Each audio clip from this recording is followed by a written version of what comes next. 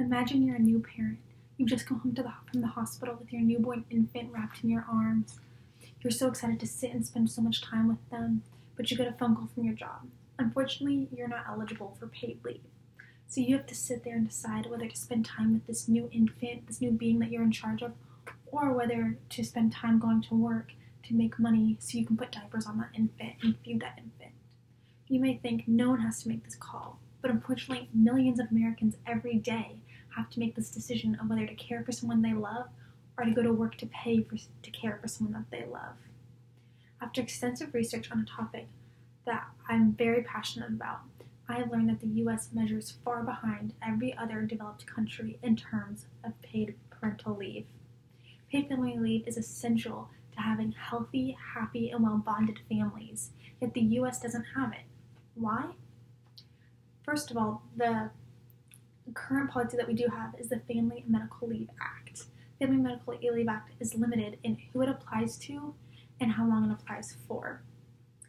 The U.S. Department of Labor says that the Family Medical Leave Act provides certain employees up to 12 weeks of unpaid job-protected leave per year. First of all, this only applies to 40% of women in this country, not to men. Second of all, this is only limited to if you bring home a living infant. So if you make it to 9 months, go to the hospital to have your baby, and it's stillborn, you may be emotionally damaged, you may be physically damaged, but you are expected to be in the office on Monday morning no matter what. The Family Medical Leave Act is simply not adequate in providing healthy children to America.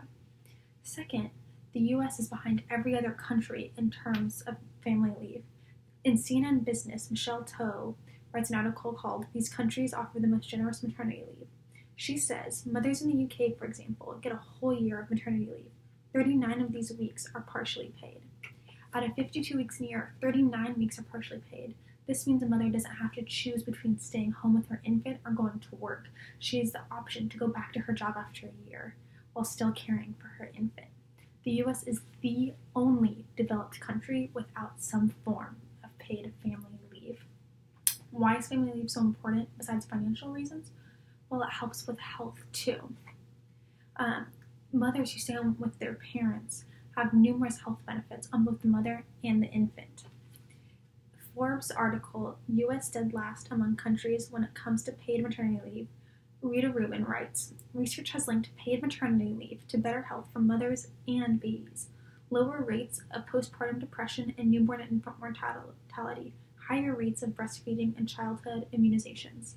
This means that mothers who stay home with their kids have the opportunity to breastfeed.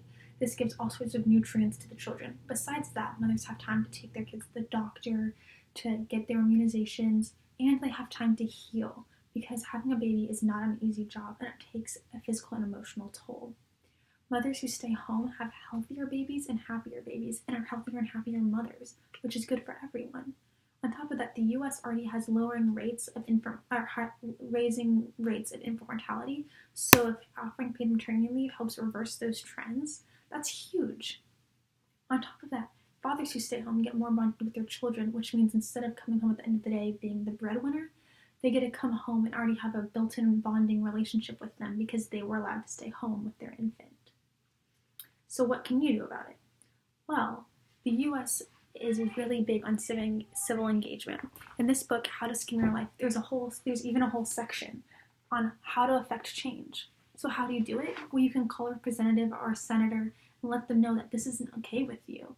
You can even Google ResistBot and text a number, and it will ask you what you want to send, and it will call your representative for you. You can just sit on your couch and text away the issues you have. This may not seem like a big deal to you, but right now we're in college. Someday we're going to be the adults out there who sit there and have to make the decision between whether to stay home with our kids or whether to go to work. Is that really a choice you want to make? Thank you.